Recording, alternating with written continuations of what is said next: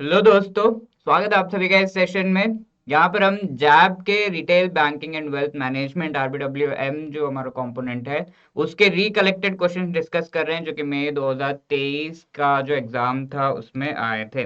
Okay, so as we know this was the first time ये जो subject का exam है वो हुआ था। एंड इसके जो क्वेश्चन है बहुत ज़्यादा इंपॉर्टेंट हो जाते हैं हमारे लिए for the preparation for further exam जो कि आपका अक्टूबर में होने वाला है। लेट मी टेल यू कि आपको इन चीज़ों से रिलेटेड हेल्प करने के लिए आपके तीन इंपॉर्टेंट जो कंपोनेंट्स है पीपीपी, एएफएम एंड आईआईएफएस का जो प्रिपरेशन बहुत अच्छी तरीके से करवाने के लिए we have come up with this free online classes जहां पर आपको कंप्लीटली फ्री ऑन यूट्यूब पढ़ाया जा रहा है जो टॉपिक्स हैं important for the exam along with that MCQs. तो ये दोनों चीजें कराई जाती हैं, important topic and then the MCQ. तो ये पूरा फ्री आपको जो है ऑन यूट्यूब पढ़ाया जा रहा है। राइट, मंडे को एंड थर्सडे को मेघा मैम की पीपीबी की क्लास होती है, निशांत सर के एफएम की class on Tuesday and Friday. Then मेरी जो आईआईएफएस की क्लास है on Wednesday and Saturday. Right, तो आपकी जो प्रीवियस ईयर क्वेश्चंस हैं, जो रिकलेक्टेड क्वेश्चन है उनकी तो उनसे तो आपकी प्रिपरेशन हो ही रही है streamline. Along with that conceptual understanding भी आपकी इन जो सेशंस के थ्रू बहुत अच्छी तरीके से हो रही है। तो पहला क्वेश्चन आपके सामने है, यहाँ पर आप इस क्वेश्चन को फटाफट से चैट बॉक्स में जरूर आंसर करने की कोशिश करिएगा। Which among the following statement is correct with respect to the institute of development and research in banking technology. तो इससे रिलेटेड क्वेश्चन पूछा गया था। पहला स्टेटमेंट देख लेते हैं। It is an academic research unit of reserve bank of India. ठीक है, तो क्या है, रिजर्व बैंक ऑफ इंडिया से रिलेटेड है। यहाँ पर हम देख सकते हैं this is the institute of what, development and research in banking technology. Okay, it keeps studying the opportunities and challenges in new technology areas related to banking. ये तो काफी ऑब्वियस है। सेकंड स्टेटमेंट तो थोड़ा ऑब्वियस है क्योंकि नाम से हमें पता चल रहा है institute of development and research in banking technology. तो ऑब्वियस है कि वो बैंकिंग से रिलेटेड टेक्नोलॉजीज को डेफिनेटली पढ़े जो है स्टडी करेगा एंड रिसर्च उसमें करेगा। तो सेकंड स्टेटमेंट तो एब्सोल्युटली करेक्ट है। फर्स्ट स्टेटमेंट भी करेक्ट लग रहा है, बट हमें ये देखना है कि is it related to RBI. तो let me tell you, yes it is related to RBI.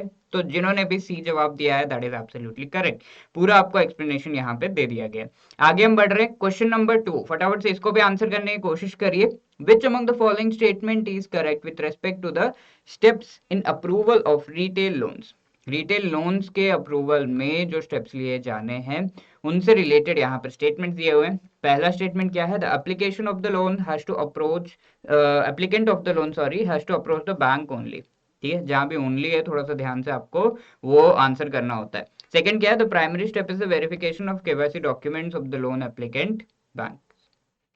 ठीक है, KYC can not be done by third party agent. जहां भी कैन नॉट है वहां भी थोड़ा सा ध्यान देना है। तो पहला क्या है, application applicant of the loan has to approach the bank only. ठीक है, तो बैंक ओनली ये चीज गलत है। एजेंट या फिर कई अदर सोर्सेज से भी बैंक से लोन लिया जा सकता है। तो that is why approaching only the bank is not the right option here. जैसे हमने वन को एलिमिनेट किया, हमारा सही जवाब यहाँ पर आ गया which is B.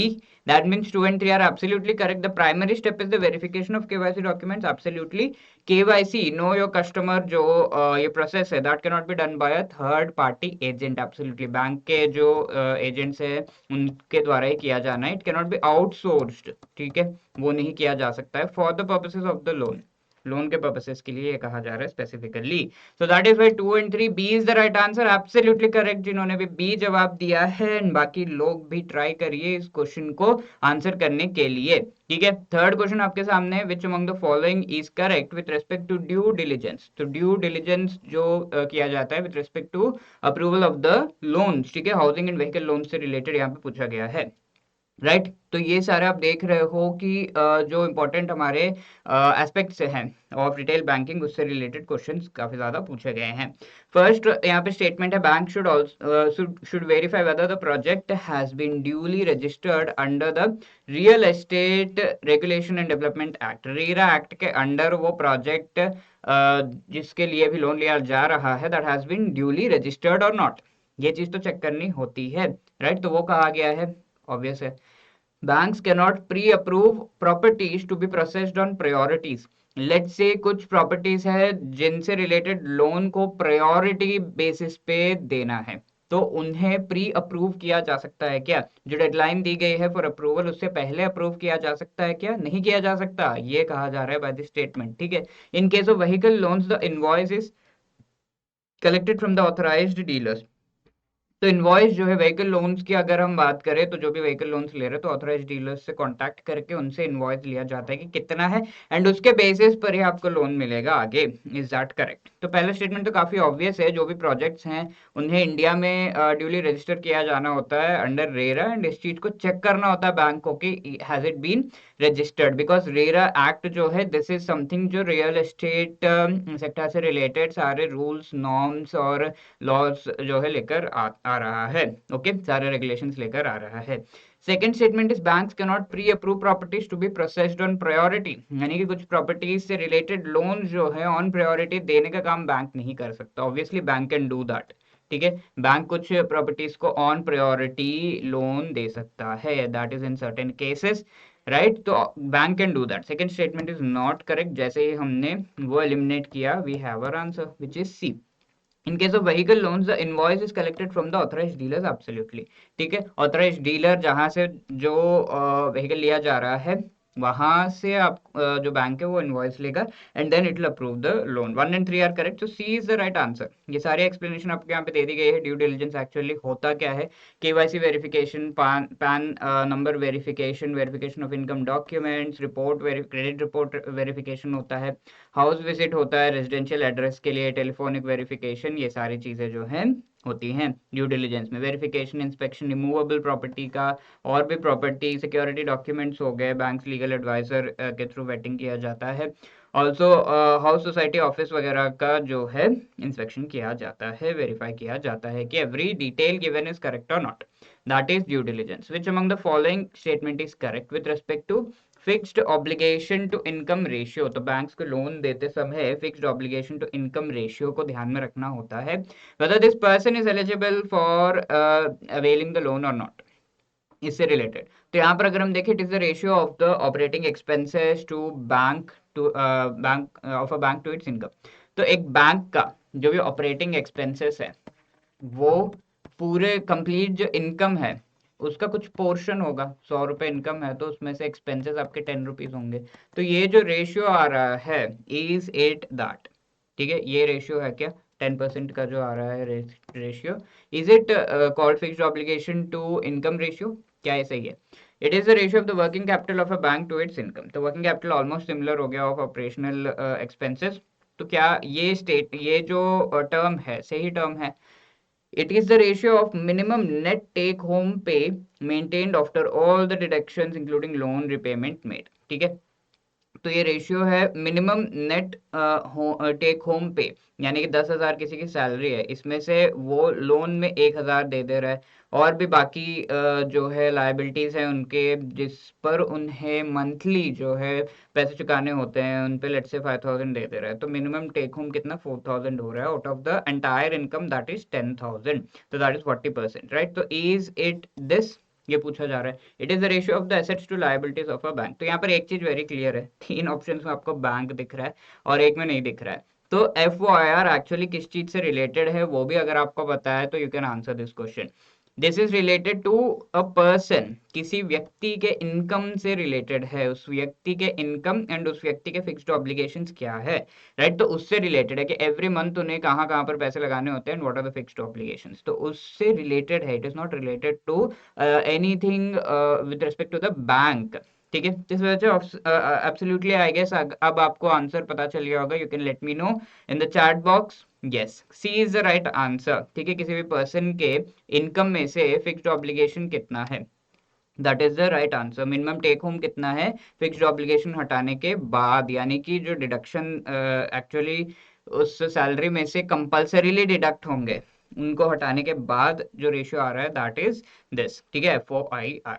आगे बढ़ रहे हैं, question number 5। Customer segmentation is important for retail banking to be successful. तो कस्टमर्स को सेगमेंट करना होता है, और ये चीज हर एक फील्ड में अप्लाई करती है। फॉर एग्जांपल आपने एक गाना बनाया तो द ऑडियंस, जो जिस ऑडियंस के लिए आप गाना बना रहे हो, you that will be in your mind you're making some lecture, तो आपके माइंड में रहेगा कि किसके लिए है ये, 10th क्लास के बच्चों के लिए, 11th के लिए है, ये इंजीनियर्स के लिए है, इंजीनियरिंग स्टूडेंट्स के लिए है, या फिर ये जनरल ऑडियंस के लिए।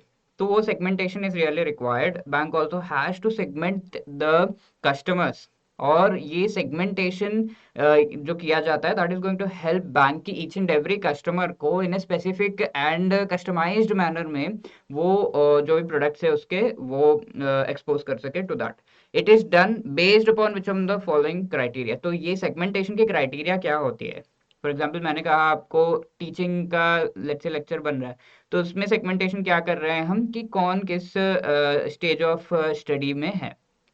ठीक है, यहाँ पर क्राइटेरिया क्या है बैंक्स के लिए? So has to segment their customer so that they can give the services जो अच्छे से दे सके। इज इट क्रेडिट रेटिंग, उनकी क्रिमिनल रिकॉर्ड हो गया, इनकम लेवल, रिपेमेंट लेवल, एक ऑप्शन तो हम वैसे एलिमिनेट कर देंगे। और बाकी चीजें अगर हम यहाँ पर देखें, obviously that can also be one of the things, but very importantly banks किस हिसाब से सेगमेंट करते हैं अपने कस्टमर्स को। You can let me know in the chat box, it is really easy.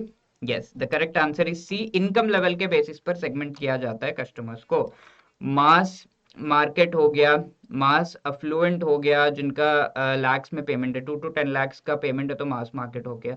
10 to 50 है mass affluent, 50 to 400 that is super affluent, 400 to 4000 lakhs high net worth हो गए, इससे आगे super high network, ultra high network. ठीक है, तो ये सारे हैं हाई नेटवर्थ, सॉरी, तो ये हाई नेटवर्थ इंडिविजुअल्स जो हम कहते हैं, सो यहाँ से वो शुरू होता है 400 to 4000 lakh rupees per annum, अगर ये है राइट। तो this is the criteria is income level के बेसिस पर कस्टमर्स को सेगमेंट करके हाई नेटवर्थ इंडिविजुअल्स को आप वेल्थ मैनेजमेंट के सर्विसेज दोगे, जो मास मार्केट है उन्हें क्या डिपॉजिट एंड फिक्स डिपॉजिट ये सारे सर्विसेज प्रोवाइड किए जाएंगे, isn't it? सिक्स्थ क्वेश्चन आपके सामने है, which among the following is the utility of submitting form 15G and 15H?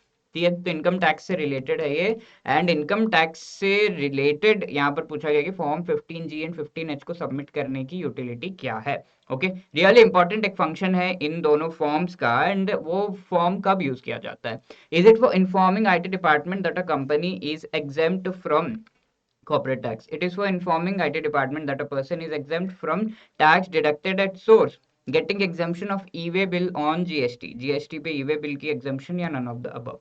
बहुत ही सिंपल है, कुछ चीजें अगर यहाँ पर आप ध्यान से देखो तो गड़बड़ी आपको वैसे ही दिख जाएगी। तो IT डिपार्टमेंट कंपनी जो है exempt from corporate tax, that is not correct. IT department को इन्फॉर्म करना that a person is exempt from TDS, this is the correct answer.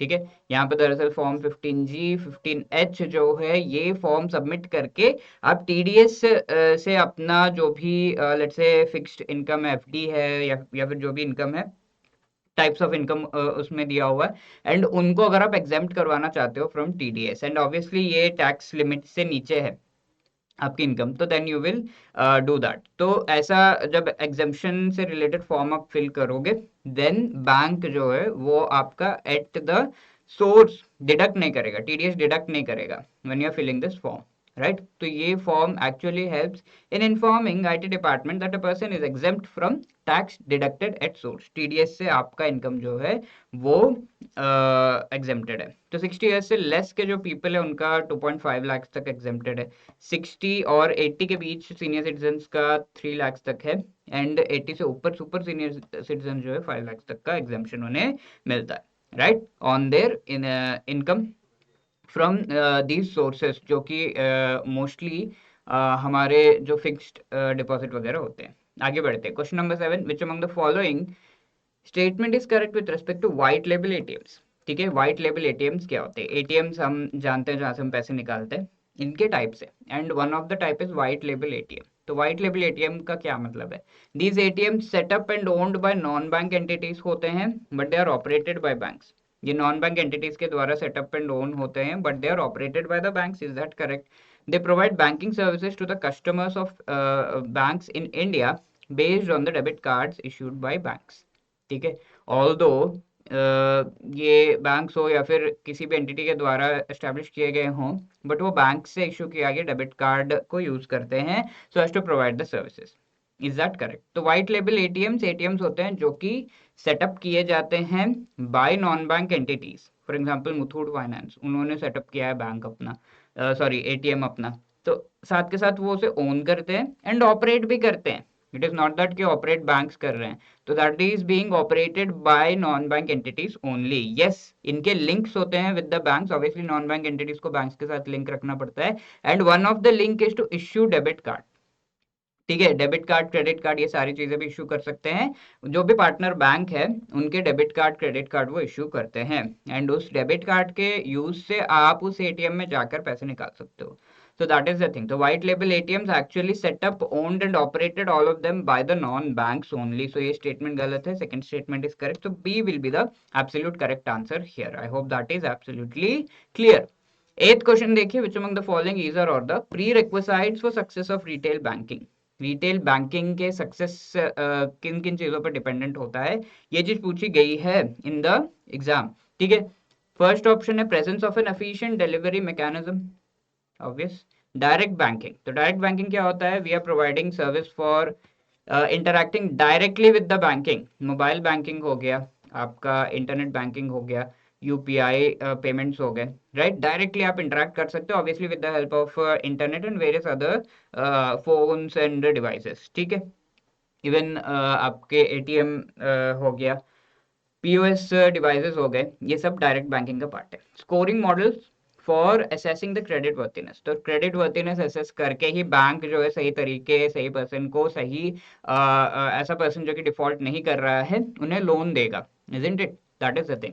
Consumer protection environment, तो जो एनवायरनमेंट है, कंज्यूमर प्रोटेक्शन एनवायरनमेंट होना चाहिए जहां पर आप, अगर लेट से आप ऑनलाइन गए और एसबीआई टाइप किया और आपने चेक नहीं किया लिंक को HTTPS लिखा है या नहीं, जो कि मोस्ट ऑफ द वीडियोस में बताया गया है कि आपको चेक करना है, और आपने उस ऑनलाइन वेबसाइट पे अपने जो है इंपॉर्टेंट इंटरनेट बैंकिंग डिटेल्स जो है, पासवर्ड एंड आईडी ये सब डाल दिए, तो कई बार ये फ्रॉड वेबसाइट्स होते हैं एंड आपको जो है ये पासवर्ड आईडी लेके फटाफट से आपके पैसे निकल जाते हैं। तो you have to be really careful. इन इस तरह के वेबसाइट्स को क्लोज करवाना वगैरह, उस पर कंप्लेन करवाना, ये सारा बैंक का काम है, एंड आप जो सेंसिटिव इन्फॉर्मेशन दे रहे हो उस इन्फॉर्मेशन को इन अ वेरी जो है एनक्रिप्टेड मैनर यूज करना, दैट इज रिक्वायर्ड। ओके, तो ये सारी चीजें हैं, ऑब्वियसली सारे काफी ऑब्वियस है। Presence of efficient delivery mechanism, जब लोन्स एंड एवरीथिंग बहुत ही एफिशिएंटली डिलीवर हो रहे हैं, सर्विसेज डिलीवर हो रहे हैं to the customer, that will be success for retail banking. Direct banking is also success. इसके अलावा क्रेडिट वर्थिनेस तो पता लगानी ही है, तभी उनको पैसे दिए जा सकते हैं, and customer protection environment is also required. So D is the right answer here.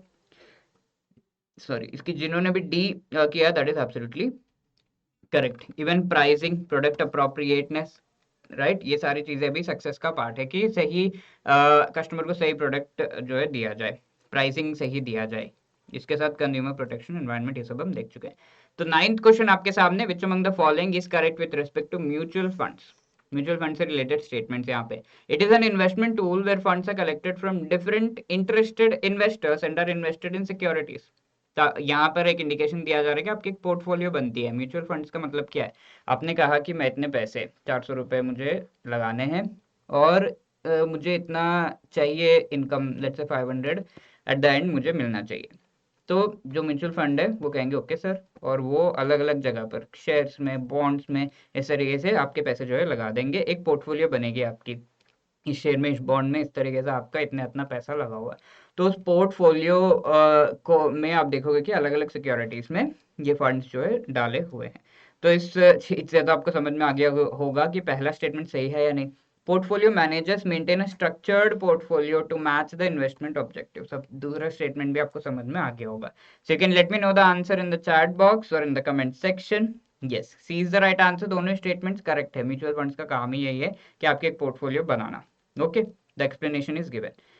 Last question इस सेशन का, which among the following statement is or correct with respect to strategic business unit model of a bank? Bank business चलाने के लिए कई models दिए हुए हैं, उनमें से एक है स्ट्रैटेजिक बिजनेस यूनिट मॉडल।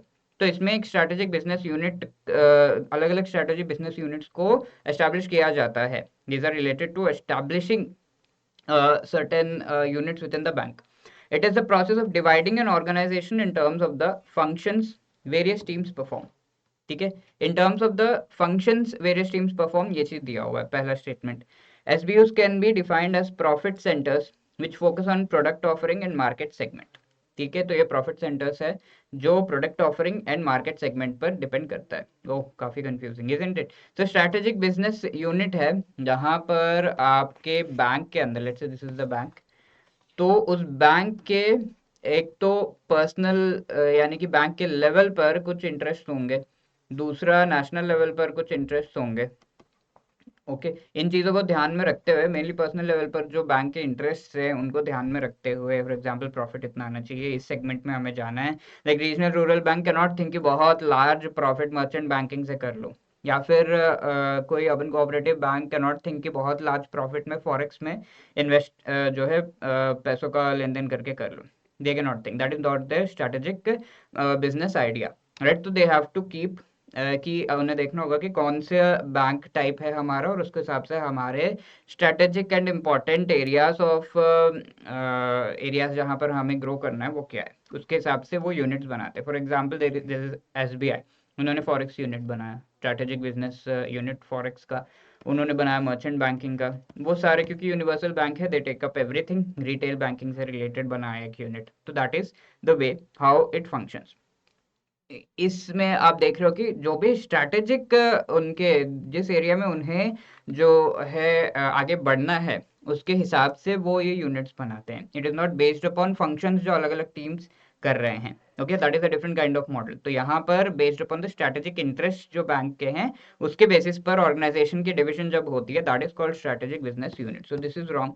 यहाँ यस, प्रॉफिट सेंटर्स जहां पर प्रोडक्ट ऑफरिंग, जो भी प्रोडक्ट ऑफर किया जा रहा है, फॉरेक्स, रिटेल, मर्चेंट, ठीक है, एंड मार्केट सेगमेंट जो टारगेट किया जा रहा है, मर्चेंट बैंकिंग से high net worth individuals, retail banking से हम जो है लो इनकम को टारगेट कर रहे हैं, फॉरेक्स से हम इंटरनेशनल मार्केट को टारगेट कर रहे हैं। तो ये सारी चीजें एकदम कट टू कट पता है बैंक को, और उसके हिसाब से ये यूनिट्स को जो है बनाया जा रहा है। So two only will be the right answer here, because only the second statement is correct, B will be the right answer, strategic business unit. और दूसरा जो यहाँ पे फंक्शंस वाला दिया हुआ है, दिस इज डिपार्टमेंटल अप्रोच। ठीक है, डिपार्टमेंटल अप्रोच, इंटीग्रेटेड अप्रोच में सारी चीजें, सारा कुछ एक दूसरे के साथ, हम यहाँ पर स्ट्रेटेजिक इंटरेस्ट एंड डिपार्टमेंट्स को अलग कर रहे हैं, बट इंटीग्रेटेड अप्रोच में सारा कुछ एक साथ किस तरीके से जाएगा, even the social objective, climate objectives, ये सारे आ जाते हैं वहां पर आज के डेट में, सस्टेनेबिलिटी के objectives. Okay, so these are the things, and I hope आपको मजा आएगा इस सेशन में। If you have any queries, you can call us on 8146207241, या फिर आप hello@edutap.co.in पर हमें मेल करके भी बता सकते हो। You can let us know कि ये क्लासेस आपको कैसे लग रहे हैं, या फिर अपने क्वेरीज भी वहां पर बता सकते हो। Thank you so much, have a good day.